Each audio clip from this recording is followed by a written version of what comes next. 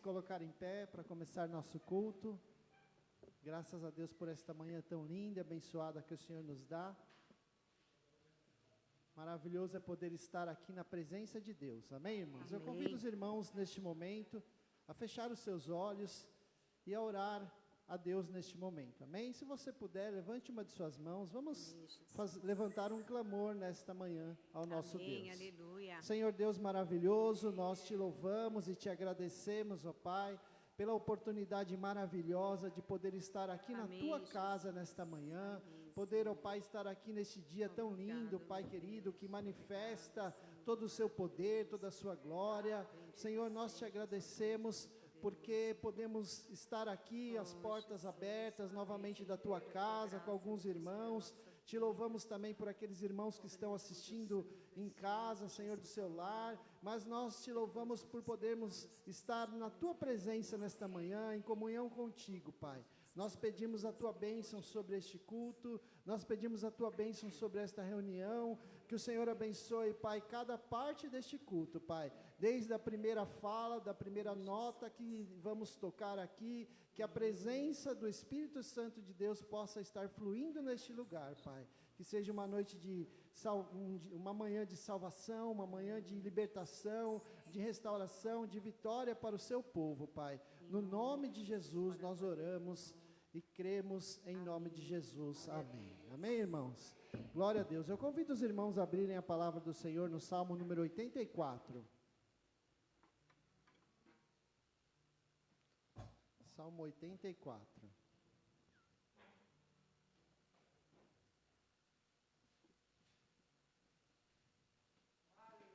Glória a Deus. Amém. Acharam, irmãos? Salmo 84, que diz assim: quão amáveis são os teus tabernáculos, Senhor dos exércitos. A minha alma suspira e desfalece pelos atos do Senhor. O meu coração e a minha carne exultam pelo Deus vivo. O pardal encontrou casa e a andorinha ninho para si, onde acolha os seus filhotes. Eu, os teus altares, Senhor dos exércitos, Rei meu e Deus meu. Bem-aventurados os que habitam em tua casa, louvam-te perpetuamente. Bem-aventurado o homem cuja força está em ti, em cujo coração se encontram os caminhos aplanados, o qual, passando pelo vale árido, faz dele um manancial de bênçãos, o cobre a primeira chuva. Vão indo de força em força, cada um deles aparece diante de Deus em Sião. Senhor Deus dos exércitos, escuta minha oração, presta ouvidos, ó Deus de Jacó.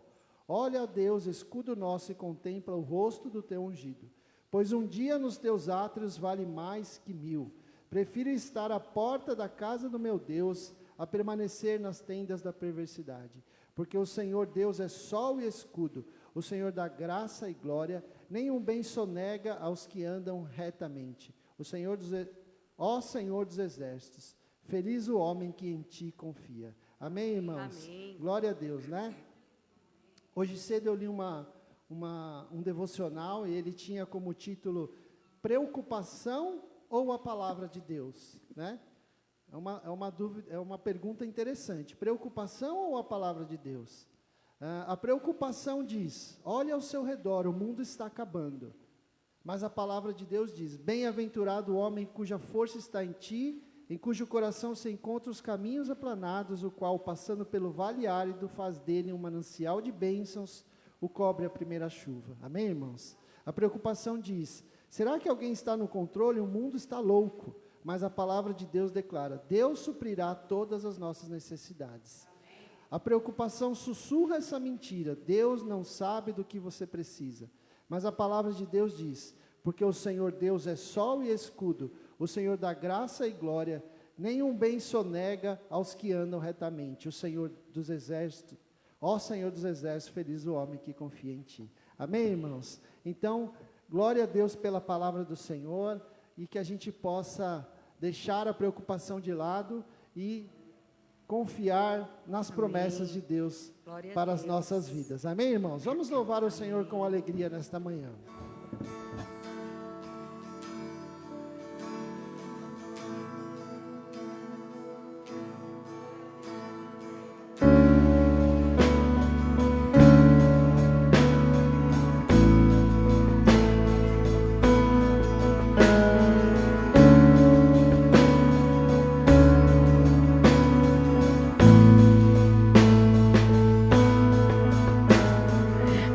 Entra tudo aqui, é teu, a casa está pronta. Estamos esperando pra te encontrar.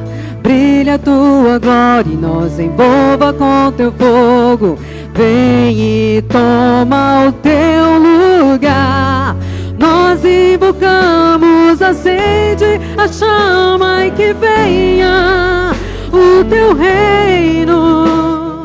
Nós nos rendemos e tudo entregamos, para sempre cantaremos. Nós invocamos, acende a chama e que venha o teu reino. Nós nos rendemos e tudo entregamos, para sempre cantaremos. Hosana, Hosana, o noivo vem, o noivo vem. Hosana, Hosana, o noivo vem, o noivo vem.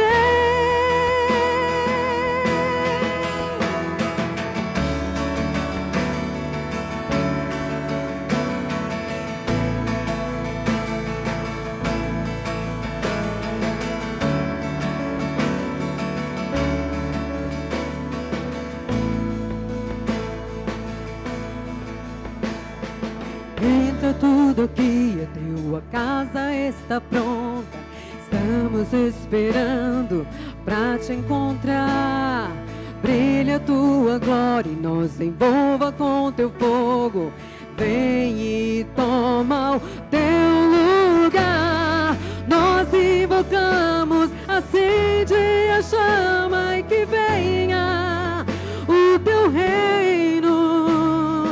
Nós nos rendemos e tudo entregamos, para sempre cantaremos. Nós invocamos, acende a chama e que venha o teu reino. Nós nos rendemos e tudo entregamos, para sempre cantaremos. Hosana, Hosana, o noivo vem, o noivo vem, ele vem, ele vem. Hosana, Hosana, o noivo vem, o noivo vem. Nós invocamos, acende a chama e que venha o teu reino. Nós nos rendemos e tudo entregamos, para sempre cantaremos.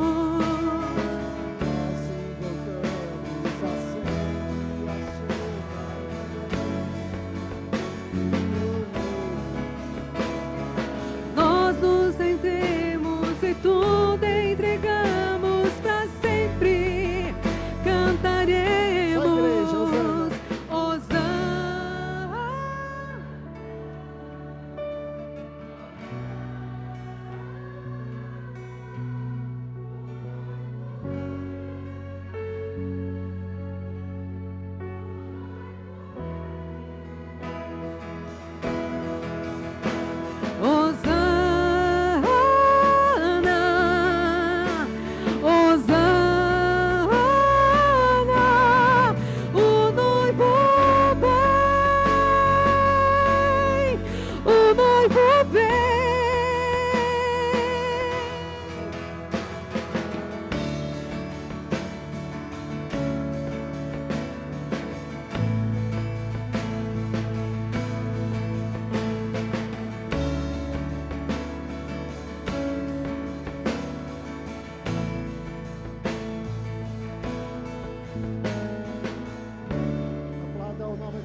Jesus, amém.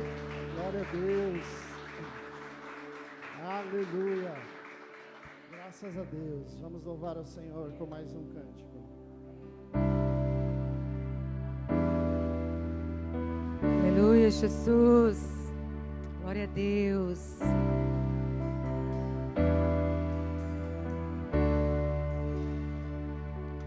Mesmo que eu ande em meio ao frio, mesmo que eu vá correndo sem direção,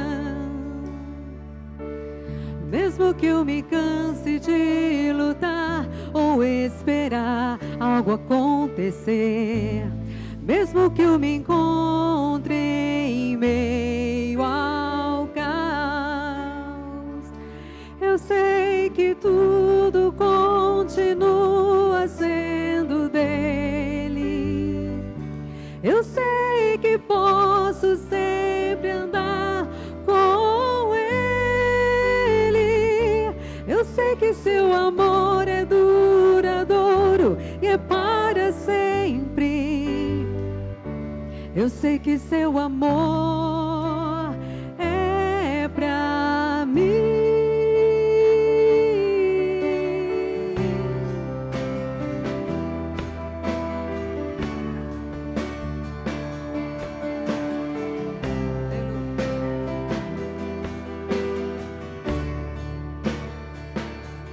Mesmo que eu ande em meio ao frio, mesmo que eu vá correndo sem direção, mesmo que eu me canse de lutar ou esperar algo acontecer, mesmo que eu me encontre em meio ao caos, eu sei que tudo continua sendo dele.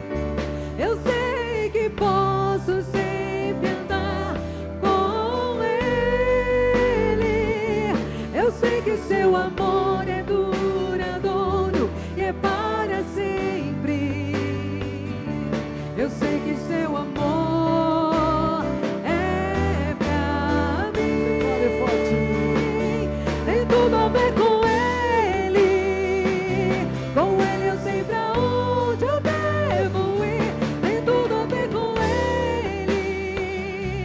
A cruz revela o seu amor por mim. E mesmo se eu me abalar, o teu amor vai sustentar tudo que há em mim.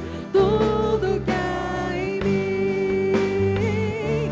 Tem tudo a ver com ele. Com ele eu sei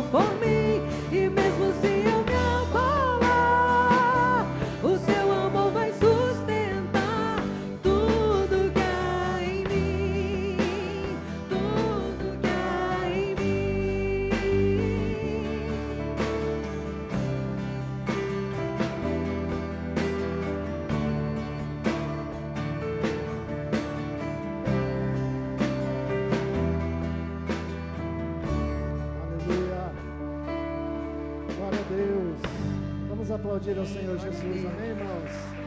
Graças a Deus, nós te louvamos. Aleluia. Amém, irmãos e irmãs, a paz do Senhor Jesus a todos, amém? Pode se assentar, os irmãos que estão aqui conosco nesta manhã.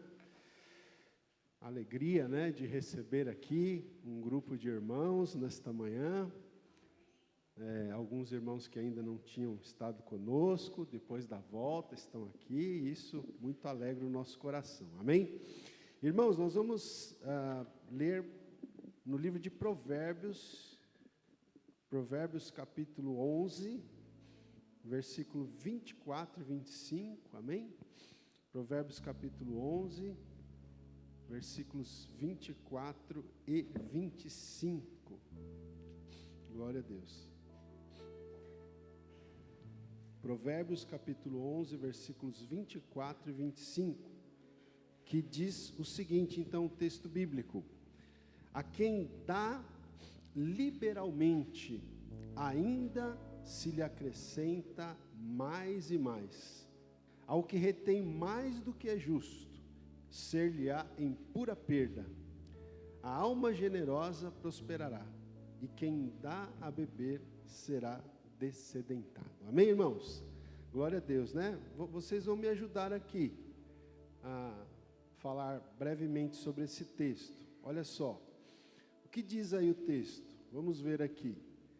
Está dizendo que a quem dá, né, a quem semeia com liberalidade, o que acontece com essa pessoa?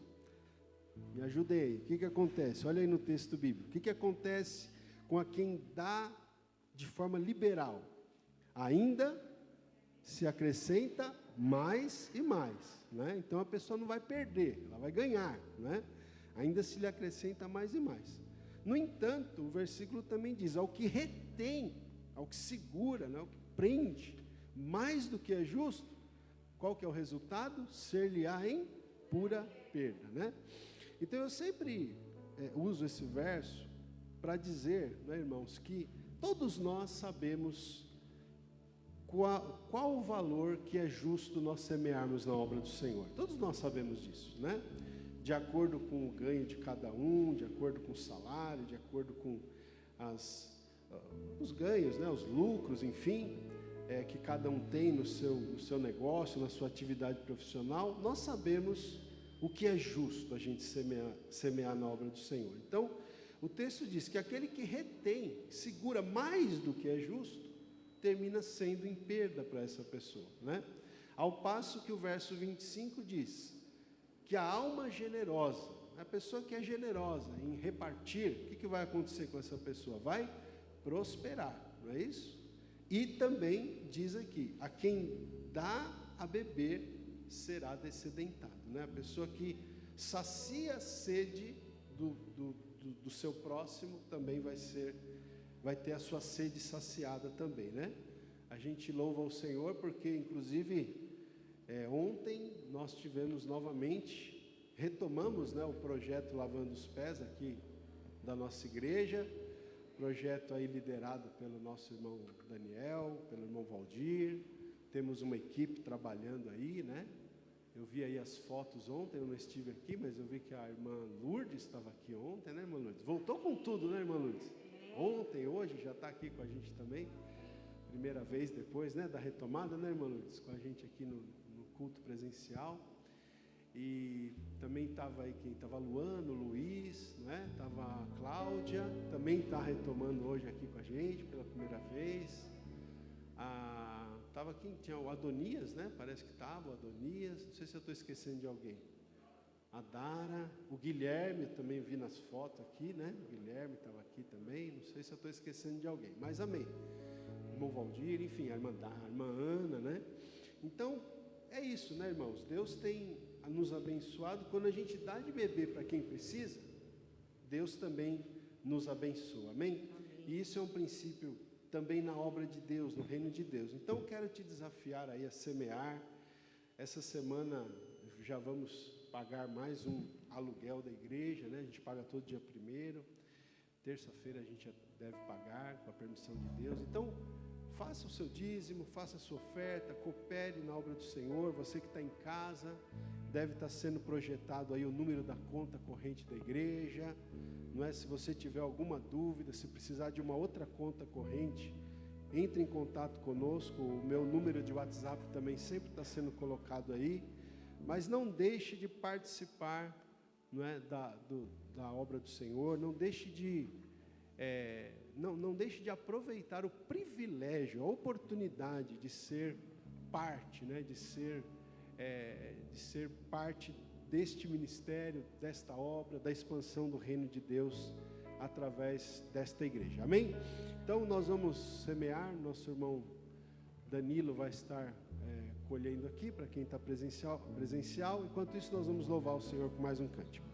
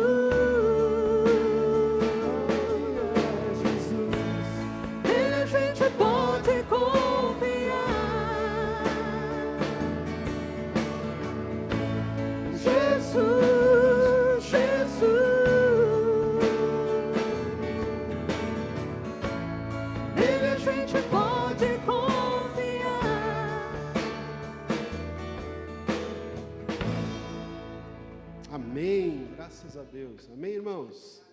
Louvado seja Deus, né? Vamos orar então, nessa manhã, apresentar ao Senhor as ofertas, os dízimos, e nós já vamos orar também para que o Senhor abençoe a pregação da sua palavra. Querido Deus, em nome do Senhor Jesus, te agradecemos por esta manhã, te agradecemos, Senhor, porque aqui já estamos, Senhor, te adorando, te louvando, com cânticos, com hinos, com as nossas vidas, com as nossas ofertas, com os nossos dízimos, com as nossas orações. Então, Senhor, também consagramos a Ti, Pai, esta oferta, estes dízimos, sejam os que os irmãos deram aqui em espécie, seja as transferências, os depósitos que os irmãos têm feito ali na conta corrente da igreja. Que o Senhor, Pai, abençoe, que o Senhor, Pai, recompense, que o Senhor cumpra, Pai, as promessas da Tua palavra, abrindo portas e janelas, derramando bênçãos sem medida, Senhor, sobre a vida do Teu povo, Senhor. Nós te pedimos, em nome de Jesus, honra a Tua igreja. Senhor, também agora vamos ouvir a Tua voz, vamos, Senhor, abrir aqui a Tua palavra para ouvir a mensagem da parte do Senhor. Eu peço a graça do Senhor, eu peço a unção do Teu Espírito, eu peço, Senhor, a capacitação do Teu Espírito sobre a minha vida nesta manhã, Senhor, em nome de Jesus, Pai, nós oramos, amém, glória a Deus. Amém, irmãos? Amém. Muito bem, então nós vamos ler no Evangelho de João. Por favor, abra comigo a sua Bíblia, no Evangelho de João, capítulo 1, versículo 29, João capítulo 1, nós vamos ler inicialmente o versículo 29, amém? Nós estamos, irmãos, numa série aqui na igreja, de 3 pregações sobre as parábolas de João Batista, né?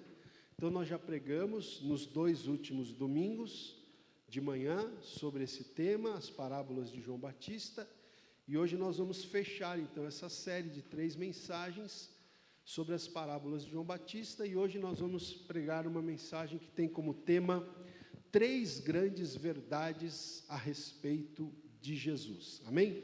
Então, João capítulo 1, versículo 29, diz, depois eu vou pedir para o Danilo, pede para ele trazer um copinho de água para mim, por favor? Já está trazendo, obrigado. Amém. Então, João capítulo 1, versículo 29. Obrigado, irmão. Glória a Deus. Diz assim o texto bíblico: no dia seguinte, viu João a Jesus que vinha para ele e disse: eis o Cordeiro de Deus que tira o pecado do mundo. Amém, irmãos? Graças a Deus. Já oramos? Irmãos, então, como eu estava dizendo, né, nós estamos falando aqui sobre as parábolas de João Batista, nesses 3 domingos, hoje e nos 2 últimos. E eu gostaria, hoje, eu vou falar sobre 3 grandes verdades a respeito de Jesus, que surgem a partir de 3 parábolas ou 3 figuras de linguagem que João Batista usou para se referir a Jesus. Mas antes disso, eu gostaria de chamar a sua atenção, irmãos, para a importância do ministério de João Batista, né? A importância do ministério de João Batista. Talvez eu deveria ter falado isso que eu vou falar agora na primeira mensagem, né, dessa série, mas eu gostaria de chamar a sua atenção, ainda que tardiamente, talvez, para alguns fatos, né? Ou seja, nós devemos, sobretudo, a João Batista, praticamente, todos os artigos da fé cristã mais importantes. Veja a relevância das frases que eu vou ler aqui para vocês no livro do Herbert Lockyer, Todas as Parábolas da Bíblia. Ele faz essa afirmação: nós devemos a João Batista, por assim dizer, não é, praticamente todos os artigos da fé cristã mais importantes. As verdades que João proclamou são o alicerce, são as colunas sobre essas colunas mais tarde se edificou, não é, o que há de mais importante na doutrina cristã. João, irmãos, eu confesso para vocês que eu estava lendo essa frase aqui alguns dias atrás, e eu fiquei realmente admirado, porque eu mesmo nunca tinha pensado isso, né? E é uma grande verdade. Estudo a Bíblia há tanto tempo que não tinha parado para pensar nisso. Olha só, João precedeu os apóstolos e até mesmo o próprio Senhor Jesus na proclamação das maiores doutrinas da fé. Ou seja, a doutrina da divindade de Cristo, não é? A doutrina da expiação, do reino de Deus, do pecado, do arrependimento, do batismo, da confissão de fé. Doutrinas que depois de João Batista, Jesus ensinou e os apóstolos ensinaram. Mas como João Batista começou o ministério dele antes do próprio Senhor Jesus, porque ele foi a voz do que clama no deserto, né? Ele foi o arauto que anunciou a vinda do Rei dos Reis, não é? João Batista foi a voz do que clama no deserto. Ele foi aquele profeta que fez uma espécie de transição entre a velha aliança e a nova aliança. Então, como ele veio antes de Cristo, como ele veio antes dos demais apóstolos, então, irmãos, João precedeu os apóstolos e até o próprio Senhor Jesus na proclamação das maiores doutrinas da fé cristã, não é? E o autor aqui que eu estou seguindo, ele chega a dizer que é de duvidar que qualquer outra personagem bíblica tenha exercido influência tão singular sobre o pensamento da cristandade. Quando eu li essa frase aqui, eu confesso que eu lembrei do apóstolo Paulo, né? Porque o apóstolo Paulo também foi um grande influenciador no pensamento cristão, no pensamento da cristandade. Mas esse autor, ele chega ao ponto de dizer que é de duvidar que qualquer outro personagem bíblico tenha exercido uma influência tão grande sobre o pensamento cristão, não é? E o próprio Senhor Jesus deu testemunho a respeito de João Batista, não é? Por exemplo, olha o que Jesus disse a respeito de João Batista, para a gente entender a importância desse profeta chamado João Batista. Jesus disse em Lucas 7:28 que não há maior profeta que João Batista. Jesus chegou a afirmar que dentre os nascidos de mulher não há ninguém maior do que João Batista, não é? Jesus disse que ele foi muito mais do que um profeta, inclusive, Jesus faz essa afirmação. E Jesus diz ainda, em João 5,35, que João era a lâmpada que ardia e iluminava, gente. João era uma lâmpada, ele estava, né, em chamas para Deus, ele ardia, ele iluminava, tá certo? E ainda temos muitos aspectos interessantes sobre João Batista, que eu vou citar rapidamente aqui. Veja, a concepção de João Batista também foi sobrenatural, não à semelhança da concepção de Jesus, mas também foi sobrenatural, porque os pais de João Batista já eram idosos, né? E a mãe não era, como é que fala? Ela era estéril, né? Estéril, a mãe era estéril. Então a concepção dele também foi sobrenatural. Havia profecias específicas a respeito da vida e do ministério de João Batista no Antigo Testamento, já havia. O profeta Isaías e o profeta Malaquias falaram sobre o ministério de João Batista. O pai de João Batista, pelo Espírito Santo, foi autorizado a descrever as atividades, né, de João, do ministério de João. Instruções severas foram dadas sobre como ele deveria ser criado, né, instruções aos pais dele foram dadas de como ele deveria ser criado. Seu nome foi divinamente escolhido, foi Deus quem disse qual deveria ser o nome dele. São dados detalhes de sua comida diária e de sua roupa.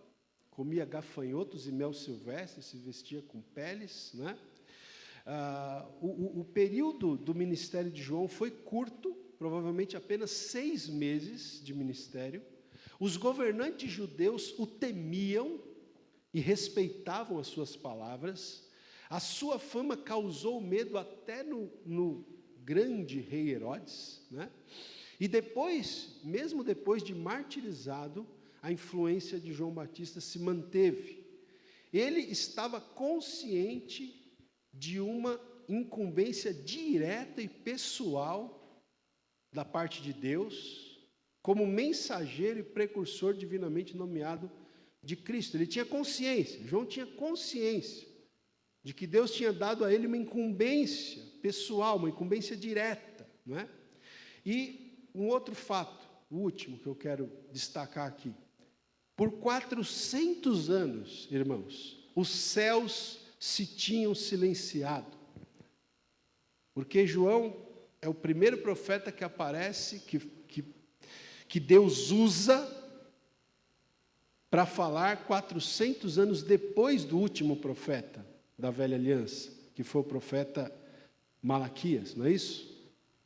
E interessante que o livro do profeta Malaquias termina fazendo uma profecia sobre a vinda de João. E 400 anos depois, João surge como a voz de Deus. Então, olha que coisa interessante, por 400 anos os céus se tinham silenciado, e de repente aparece João, e liga-se, né, a Isaías e a Malaquias, como cumpridor das profecias desses 2 profetas.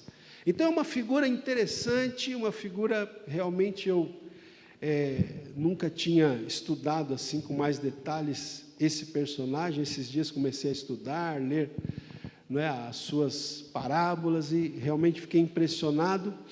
E eu quero compartilhar então com vocês nesta manhã 3 termos, 3 figuras de linguagem, 3 parábolas, se é que a gente pode usar essa expressão, que João Batista usou para se referir a Jesus. Foram revelações de Deus para João, tá? Foi Deus quem deu essas revelações para João, portanto, essas três figuras de linguagem revelam o pensamento do Pai a respeito da obra do Filho.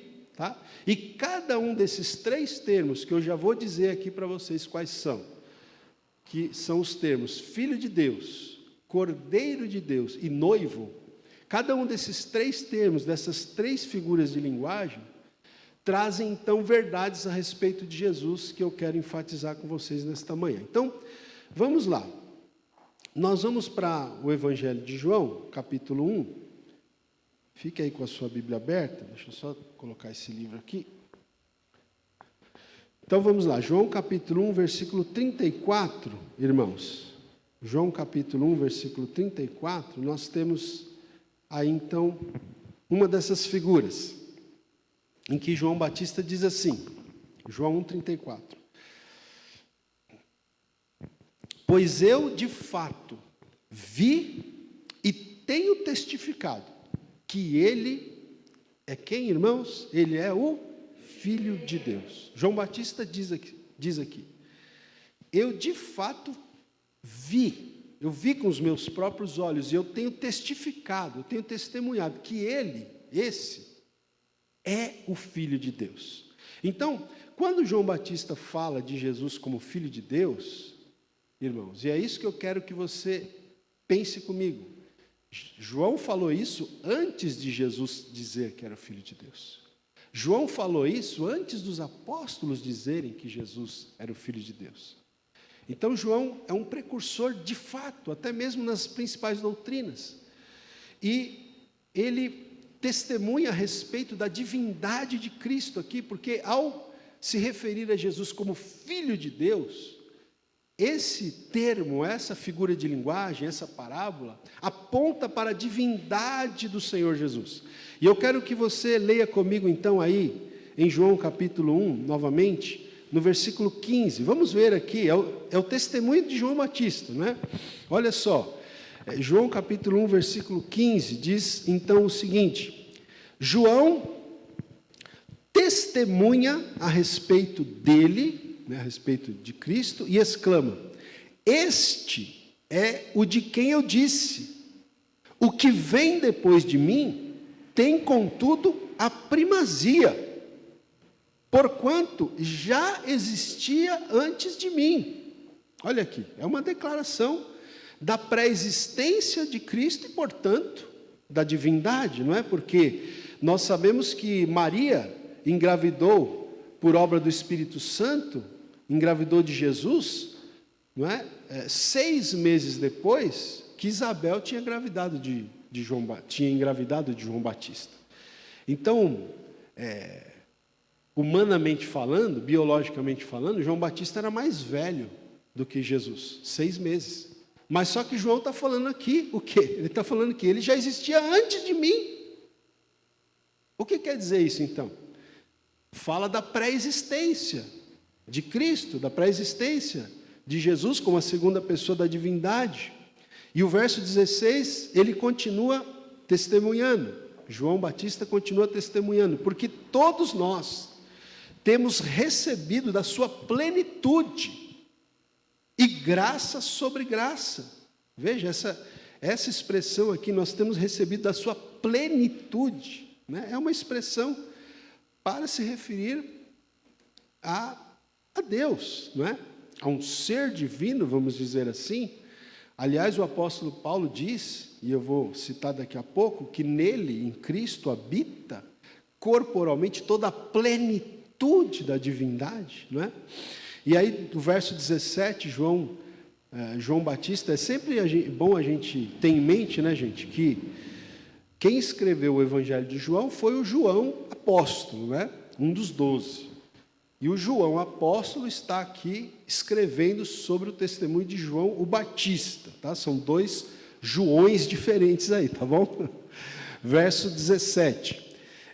Porque a lei foi dada por intermédio de Moisés. A lei foi dada por intermédio de Moisés. A graça e a verdade vieram por meio de Jesus Cristo. Olha o verso 18. Preste atenção. Ninguém jamais viu a Deus, o Deus unigênito, que está no seio do Pai é quem o revelou. Então João Batista aqui nomeia a Cristo como o Deus unigênito, não é? Muito claro aqui o reconhecimento da divindade de Cristo, o Deus unigênito. A palavra unigênito quer dizer único do gênero, não é? Então, o Deus unigênito que está no seio do Pai é quem o revelou. Ainda verso 30 aí do capítulo 1, ainda João Batista. É este a favor de quem eu disse: após mim vem um varão que tem a primazia, porque já existia antes de mim, né? É uma repetição lá do verso 15.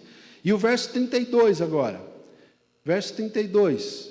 E João testemunhou dizendo: vi o Espírito descer do céu como pomba e pousar sobre ele.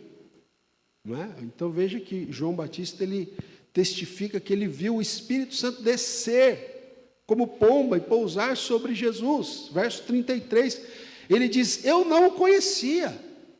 Aquele, porém, que me enviou a batizar com água, me disse, ou seja, o Pai, Deus, disse a João: aquele sobre quem vires descer e pousar o Espírito, esse é o que batiza com o Espírito Santo. E aí, verso 34, pois eu de fato vi e tenho testificado que ele é o Filho de Deus.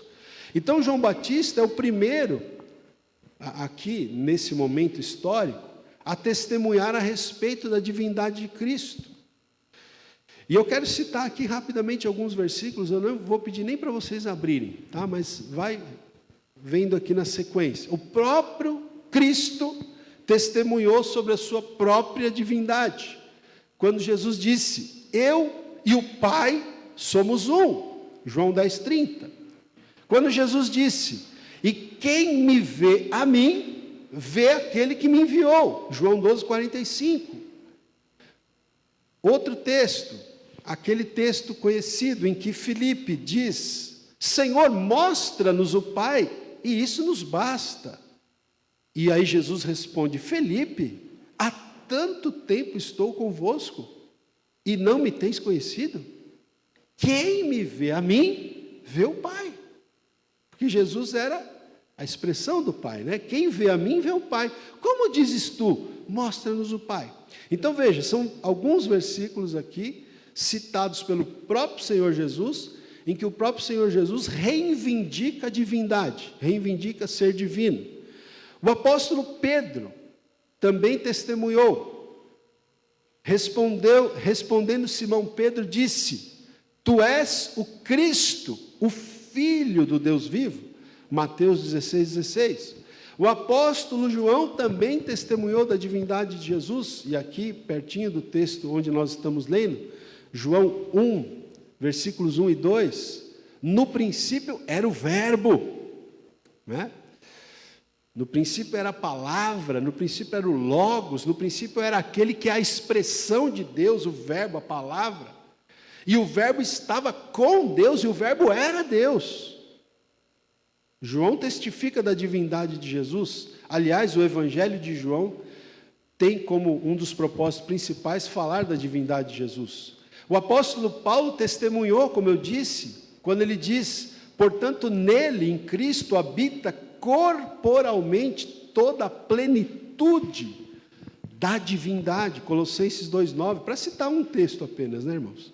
O escritor aos Hebreus também testificou, nós não conhecemos o autor aos Hebreus, mas ele testifica, dizendo: ele, se referindo a Cristo, ele, que é o resplendor da glória, e a expressão exata do seu ser. Olha o que o autor aos Hebreus diz aqui de Jesus, que ele é a expressão exata do ser de Deus, sustentando todas as coisas pela palavra do seu poder.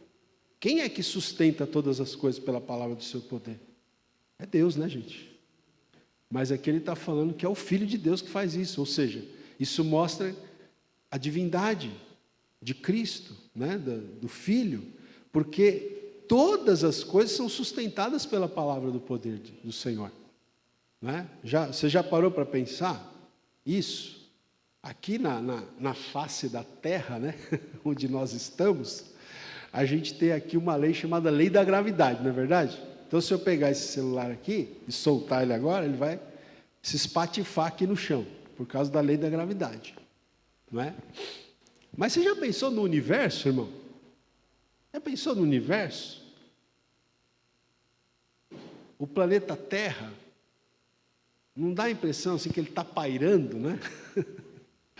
Na verdade, no sistema solar, o Sol, como o principal astro aí, e os planetas, né, não só o planeta Terra, mas outros planetas, girando em torno do Sol, e girando, né, em torno de si mesmos, tudo suspenso no espaço. Para a gente é difícil entender isso, né? Porque a gente lida com a lei da gravidade aqui, na Terra. Mas, gente, por que isso? Porque o Senhor, uma referência aqui ao Filho, sustenta todas as coisas pela palavra do seu poder, amém? Ou seja, você veja que essa expressão, quando João Batista usa essa expressão, Filho de Deus, para Jesus, isso aponta para a divindade do Senhor Jesus. Mas João não usa apenas a palavra ou a expressão Filho de Deus, ele usa também a figura de linguagem, ou como esse autor chega a dizer, essa parábola, referindo-se a Cristo como Cordeiro de Deus também. Cordeiro de Deus, né? Veja aí, capítulo 1 de João, versículo 29. João 1, 29, que nós já lemos, que diz: no dia seguinte, viu João a Jesus, que vinha para ele, e disse: eis o Cordeiro de Deus, que tira o pecado do mundo. Esse daí, ó, esse aí é o Cordeiro de Deus, que tira o pecado do mundo. E no verso 36 também, veja aí comigo, verso 36, e vendo Jesus passar, disse: eis o Cordeiro de Deus. Então, João Batista se refere a Jesus como Cordeiro de Deus, não é, gente? O que significa isso?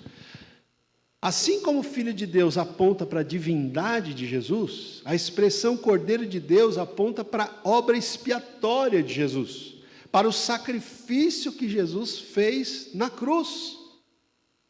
Não é? Porque Jesus é o Cordeiro de Deus. Aqui nós temos uma referência, não é, ao Cordeiro lá do Antigo Testamento. Você se lembra lá no Antigo Testamento que o Cordeiro era sacrificado, não é isso? O Cordeiro era imolado para que os pecados, não é, dos ofertantes fossem perdoados. Então aquele Cordeiro lá do Antigo Testamento que era sacrificado, ele era apenas um tipo que apontava para o verdadeiro Cordeiro de Deus que haveria de vir, que é Cristo. Então a expressão Cordeiro de Deus fala disso, fala da obra expiatória, fala do sacrifício de Cristo na cruz. Algumas curiosidades interessantes. Veja só, além das 2 vezes que João Batista fala aqui, né? Nós lemos 2 vezes. Além das 2 vezes que João Batista fala de Jesus como Cordeiro de Deus, nós temos essa expressão, Cordeiro, nós temos essa expressão em Isaías, no profeta Isaías, capítulo 53, versículo 7. Nós temos essa expressão no livro de Atos dos Apóstolos, capítulo 8, 32. Nós temos essa expressão na primeira carta de Pedro, capítulo 1, versículo 19.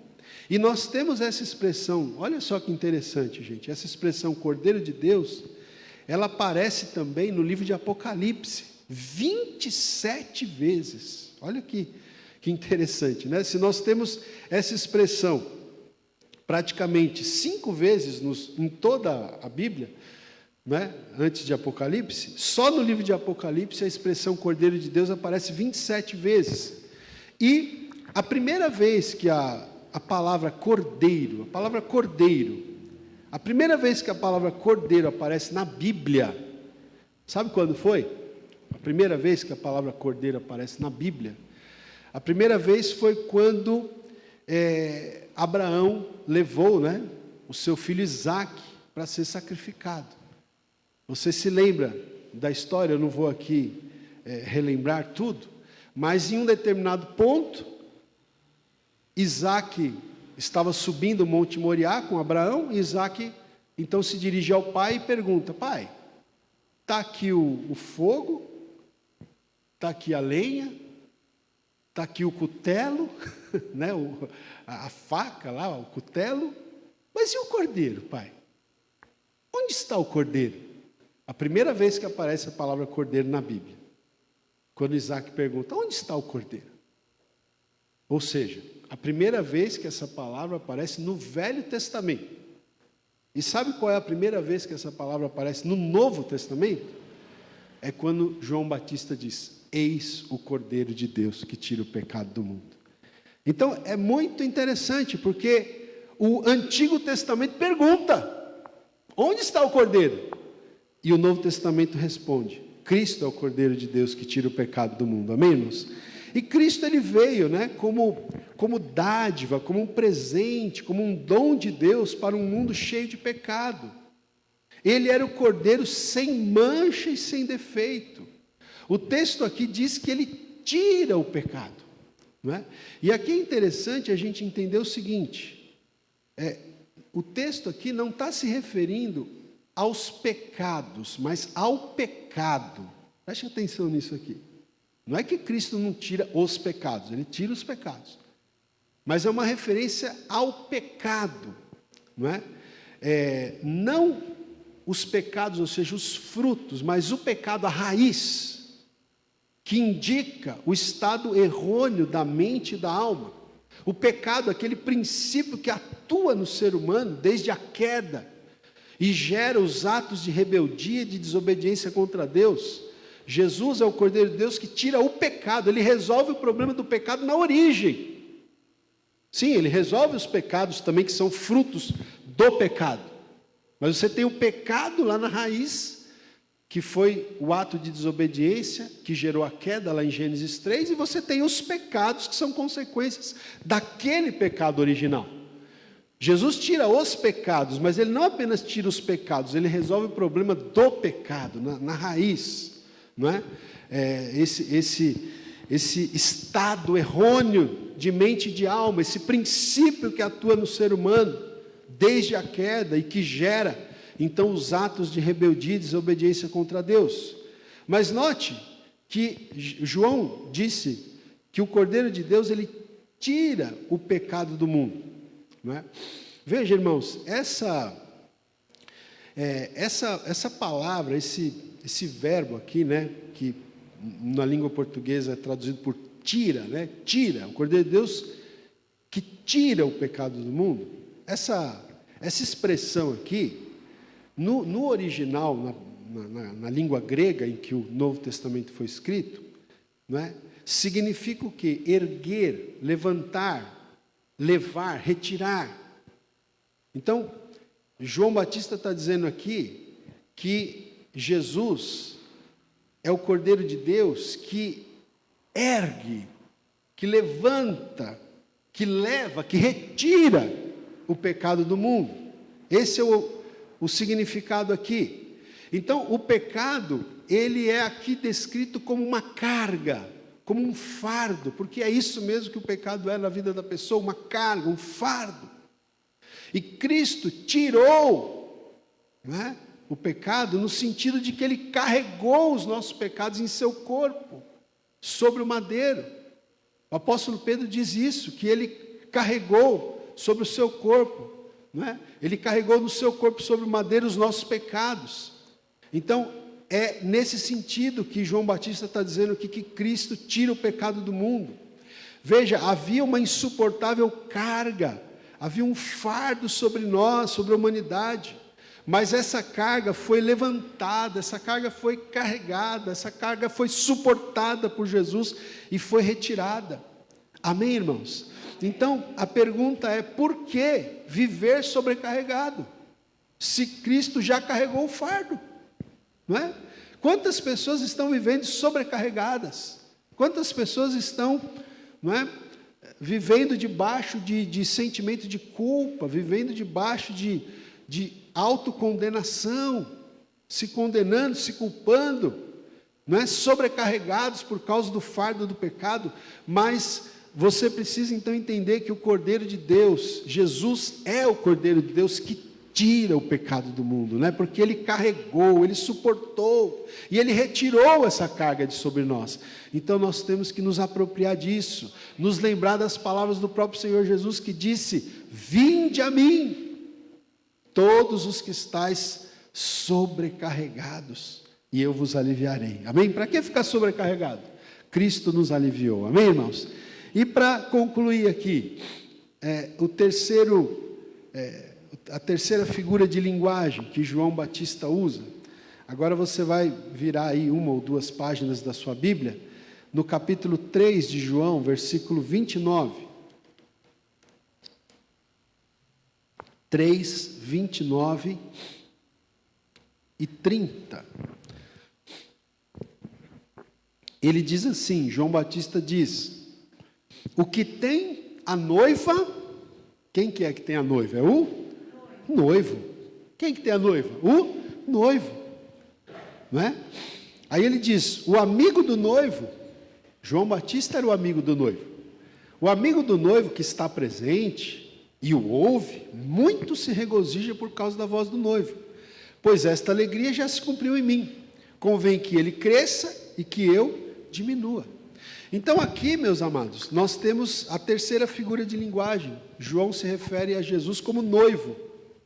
E se Filho de Deus aponta para a divindade, se Cordeiro de Deus aponta para a obra expiatória, para o sacrifício de Cristo na cruz, a palavra noivo aponta para o arrebatamento da igreja, para o advento de Cristo. Porque quem é a noiva de Cristo, irmãos? Quem é a noiva de Cristo? A igreja. Você é a noiva de Cristo. Nós somos a noiva de Cristo. A igreja do Senhor Jesus Cristo é a noiva. Então, quando João Batista usa essa expressão, essa figura noivo, aponta para quê? Para o advento, não é? Para a segunda vinda, para o arrebatamento da igreja. Jesus é descrito como noivo que vem buscar a sua noiva. Nós temos lá em Mateus 25, eu não vou abrir aqui para ler, mas nós temos aquele texto muito conhecido, né? A parábola das 10 virgens, né? Em que aquelas virgens, então, nós temos lá que 5 eram prudentes e 5 eram imprudentes, 5 tinham azeite na sua lamparina, 5 não tinham, tá certo? Então, mas de repente veio o noivo, chegou o noivo, e 5 delas não estavam preparadas, estavam despreparadas, não é? Mas então aquelas que estavam preparadas entraram, não é? Para ceiar com o noivo. Então veja, essa parábola das 10 virgens também aponta para esse fato. O apóstolo Paulo escreveu, acompanhe comigo, ele escreveu o seguinte aos Coríntios: vos tenho preparado para vos apresentar como virgem pura a um só esposo, que é Cristo. Olha Paulo usando também essa figura, o apóstolo Paulo. Ele está falando aqui para os Coríntios, em 2 Coríntios 11, 2. Eu tenho preparado vocês para apresentar vocês como uma virgem pura, a um só esposo, que é Cristo. Então a igreja como esposa, como noiva, que se tornará esposa. Nós temos ainda o texto de Apocalipse, capítulo 19, versículo 7, que fala da ceia das bodas do Cordeiro. Quando diz então o texto bíblico lá em Apocalipse 19, 7, alegremo-nos, exultemos e demos-lhe a glória, porque são chegadas as bodas do Cordeiro, cuja esposa a si mesma já se ataviou. Amém? Então está aqui, falando das bodas do Cordeiro, cuja esposa, né, que é a igreja, a si mesma já se ataviou. Então, gente, fechando aqui, né, eu gostaria que, não sei se é possível, está projetando os versículos aqui também? Então eu gostaria de pedir para os nossos irmãos aí da multimídia, projetar aqui Apocalipse 5, versículos 11 e 12, para a gente terminar essa mensagem nessa manhã. Então vamos lá, irmãos, vamos ver se vocês captaram aqui a mensagem, né? Então nós falamos aqui de 3 figuras, referindo-se a Jesus. Quais são essas figuras? Primeiro, Filho de Deus, que aponta para a divindade. Segunda, Cordeiro de Deus, aponta para a obra de Cristo na cruz.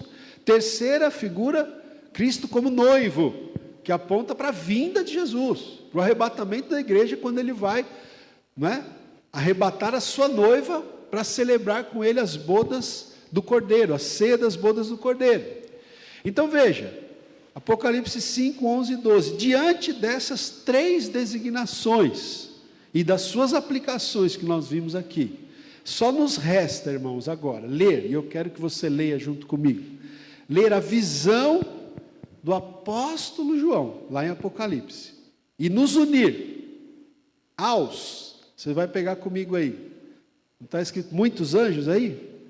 Muitos anjos, vamos lá, vamos nos unir a eles, e ler juntos aqui, leia comigo, vamos nos unir aos muitos anjos, ao redor do trono, dos seres viventes, e dos anciãos, cujo número era de milhões e milhares de milhares, proclamando em grande voz: digno é o Cordeiro que foi morto de receber o poder e a riqueza e a sabedoria e a força e honra e glória e louvor. Amém? Nós vamos falar de novo. Eu vou pedir para Simone, para o Renato, para o Gustavo virem aqui. Eu gostaria que a gente tocasse aquela música, a primeira que a gente tocou, que fala do noivo, né? Esqueci agora. O noivo vem, isso, vamos cantar essa música de novo. Mas vamos lá, gente, vamos ficar de pé, os irmãos, vamos ler novamente. Vamos lá. Eu gostaria que você lesse comigo o versículo 12, quando fala, digno é o Cordeiro. Veja, ele é o Cordeiro de Deus, amém? Que tira o pecado do mundo. Então vamos falar juntos aqui, vamos lá, todos nós juntos. Digno é o Cordeiro que foi morto de receber o poder e riqueza e sabedoria e força e honra e glória e louvor. Amém? Aplauda o Senhor Jesus. Digno é o Cordeiro de Deus, digno é o Filho de Deus, digno é o noivo que em breve virá buscar a sua igreja. Glórias ao Senhor. Vamos louvar ao Senhor com esse cântico. Aleluias. Glórias ao Senhor. Adore ao Senhor neste momento. Não se disperse, adore, louve. Glória a Deus. Aleluia, Senhor.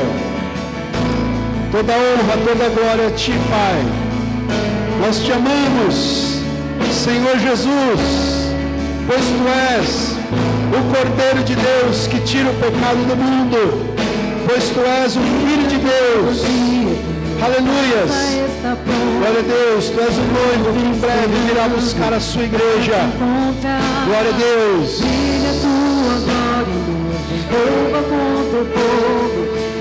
Aleluia. Toma o teu lugar.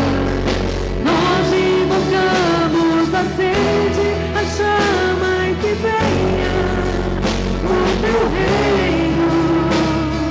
Nós nos rendemos e tudo entregamos para sempre. Cantaremos. Glória a Deus. Adore ao Senhor. O Senhor acenda a chama, irmãos, a chama de amor, de quebrantamento, de rendição, de submissão. Glória a Deus. Aleluia. Glória a Deus.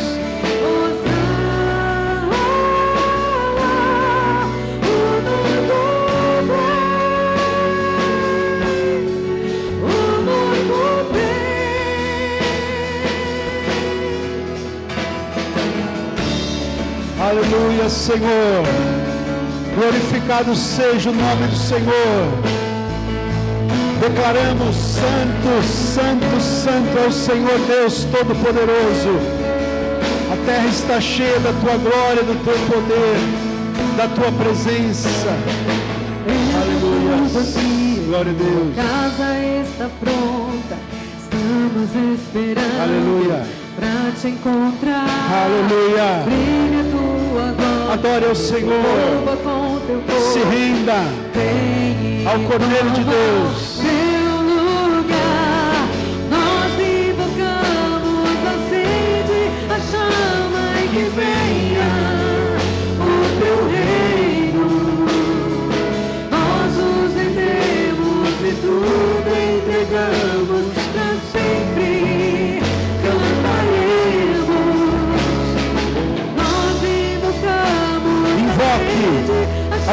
presença do Senhor, que Ele renove a sua chama, o seu fogo do Espírito nas nossas vidas. Glória a Deus. Entregamos para sempre, cantaremos.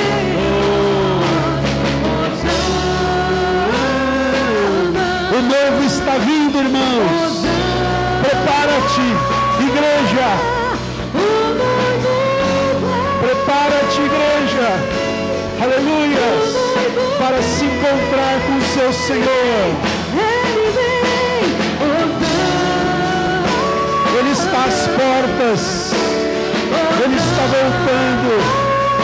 O noivo vem buscar a sua noiva, a sua igreja, pura, imaculada. Glória a Deus. Aleluia.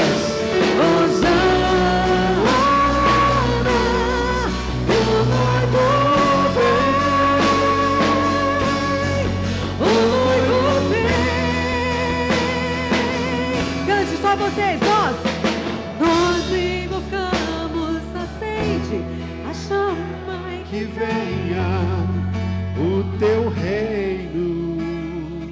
Glória a Deus. Adore ao Senhor. Você que está aí na sua casa, adore também. Não perca esse momento de unção, de louvor. Glória a Deus. Acende a chama e que venha o teu reino. Aleluias. Louvado seja o teu nome, Senhor. Sempre cantaremos. Levante suas mãos. Adore. Aleluia.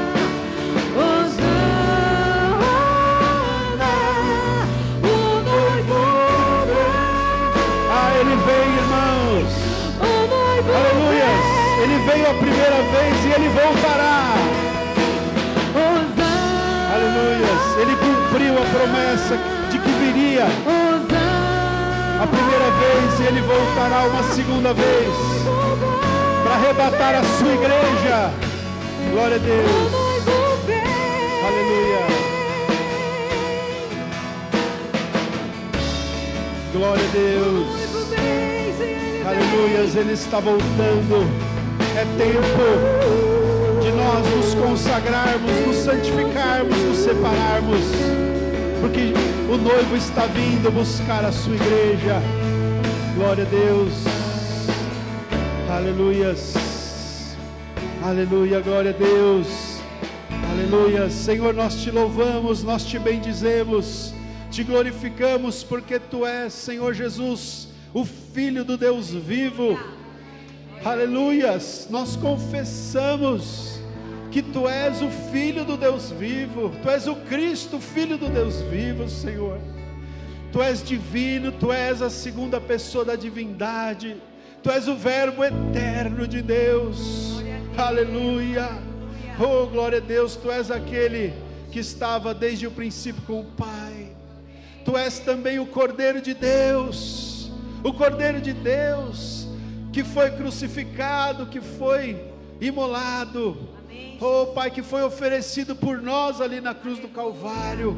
O Cordeiro de Deus, que tira o pecado do mundo, que tira o fardo, que tira a carga, que levou sobre si os nossos pecados, que morreu por nós quando nós ainda éramos pecadores, Senhor. Oh, louvado seja o Teu nome, pois Tu és também o noivo que virá em breve buscar a sua igreja, o noivo, aleluias, cuja noiva, como diz o apóstolo Paulo, como uma virgem pura, será apresentada ao Senhor, ataviada, imaculada. Senhor, nos dá a Tua graça, para que entendamos essa dimensão, de que o Senhor Jesus está voltando, de que a Sua vinda está próxima, Senhor. Todos os sinais apontam que o Senhor está voltando. Senhor, a história caminha para o seu fim, para a sua conclusão. As cortinas da história vão se fechar, a igreja será arrebatada. Senhor, que nós possamos viver nessa expectativa, que nós possamos viver, Pai querido, nessa esperança e nessa expectativa, nessa preparação, não como virgens imprudentes, Senhor, que não tem azeite na sua lamparina, mas como virgens prudentes, preparadas, consagradas, Senhor, que quando ouvirem a voz do noivo, possam entrar para a ceia das bodas do Cordeiro, Senhor. Que assim seja, nós oramos, que assim seja, nós pedimos em nome do Senhor Jesus, em nome do Senhor Jesus, amém? Aplauda o Senhor Jesus, mais uma vez, aleluia, graças a Deus, louvado seja Deus, amém, amém, irmãos, que bom, né, estarmos aqui, não é bom, irmãos, estarmos aqui, graças a Deus, né, a gente está muito feliz por vocês estarem aqui, a gente, devagarzinho, a gente está retomando aí as nossas atividades, né, a gente está feliz aqui, como eu já falei, a irmã Lourdes, né, a Cláudia, a Karen, o Antônio estão aqui hoje, pela primeira vez depois da retomada, né? Outros irmãos também estão devagarzinho retornando aí, graças a Deus. Então, muito bom, gente. Todas as quintas-feiras, às 20 horas, e aos domingos, às 10 horas, por enquanto só o culto da manhã, estamos aqui com as portas abertas para quem quiser estar conosco presencialmente, ok? Essa semana, queridos, nós temos aí novamente uma semana, né, cheia, para quem quiser, não falta atividade, né? Mesmo que às vezes não presencial, mas a gente está sempre junto. Então, de terça a sexta-feira, eu e a Simone estamos falando sobre as parábolas de Jesus, né? A gente já falou sobre mais de 20 parábolas, gente, de Jesus, né, nessa série, tá bom? Então está tudo à disposição lá no nosso canal do YouTube, para quem quiser ouvir e ver. Na terça-feira à noite a gente vai gravar a nossa 8ª aula sobre o nosso curso de escatologia, tá bom? Na quinta-feira à noite, permitindo Deus, estaremos aqui, diretamente do nosso local de cultos, para estar então pregando mais uma mensagem da série sobre a vida do profeta Elias, né? E domingo que vem, irmãos, nós teremos a ceia do Senhor, né? Domingo que vem já estaremos em setembro, né? O mês mais bonito do ano, né? Né, Eric? Você que é de setembro, não? Dia 9, né? Quem mais é de setembro aqui? Deixa eu ver. Oswaldo, quem mais? Mateus, Simone, né? Simone. Pastor Ronaldo está chegando, né, irmãos?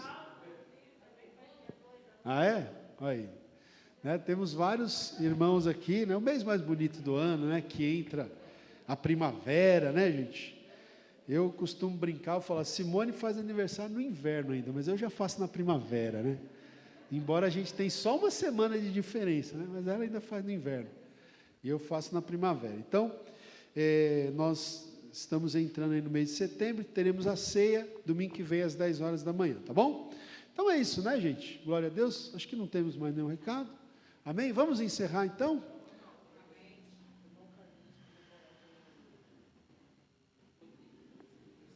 Hoje? Ah, então tá. Então, eu vou pedir para o presbítero Renato fazer essa oração, já que ele lembrou, né, gente? O irmão Carlinhos, pai da Luísa, mais conhecido como pai da Luísa, está pedindo oração pelo Rodrigo, que fez aniversário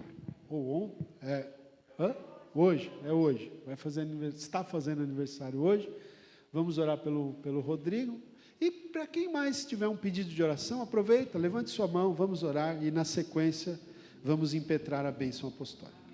Amém. O Danilo que passou esse recado, que o irmão Carlinhos pediu oração. Amém? Vamos orar? Senhor Deus, nós queremos mais uma vez te agradecer por este momento tão especial na tua casa, Pai. Te louvamos pela tua palavra, pelos teus ensinamentos, Pai, por podermos estar de volta aqui na tua presença. Senhor, nós queremos apresentar a vida do Rodrigo, Pai, este jovem que está completando mais um ano de vida. Nós pedimos que o Senhor abençoe a vida dele, que o Senhor abençoe, Pai, glória a Deus, todas as áreas da sua vida, amém, espiritualmente, amém, familiar, sentimentalmente, todas as áreas, que o Senhor possa profissionalmente, que o Senhor possa abençoar o teu filho poderosamente, Pai, e que ele possa continuar sendo uma bênção aqui na tua casa, para o teu reino. Em nome de Jesus nós oramos e pedimos amém. Amém, glória a Deus. Que o amor de Deus, o nosso Pai, a graça do Senhor Jesus e a comunhão do Espírito Santo de Deus seja com todos nós, com todo o povo de Deus, hoje e sempre. Amém. Não dê um abraço no seu irmão aí, vai na paz do Senhor. Boa semana a todos.